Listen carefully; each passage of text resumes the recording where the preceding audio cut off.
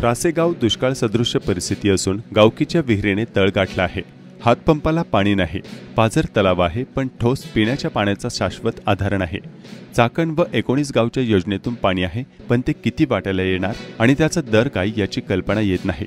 अशा वेळी शाश्वत पाणी स्त्रोत हा काळूस बंधारा असून या बंधाऱ्यात चाकण नगर परिषद बंद पडलेली जुनी पाणी योजना विहीर आहे।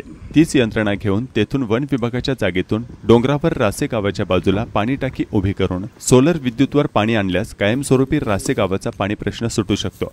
गावात असलेल्या डोंगरावर पाण्याची टाकी केली की विना विद्युत पंप संपूर्ण गावाला पाणी पोहोचवणे शक्य होणार आहे। सध्या गावात पाण्याचे दुर्भिक्ष असून गावकरी यांनी काय सांगितले पाहूया।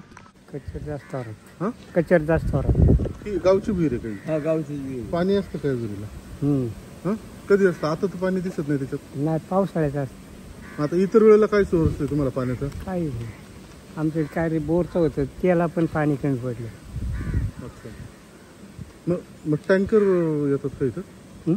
पाणी नाही, टँकर पण नाही, ते येते थोडे थोडे। कशाचं?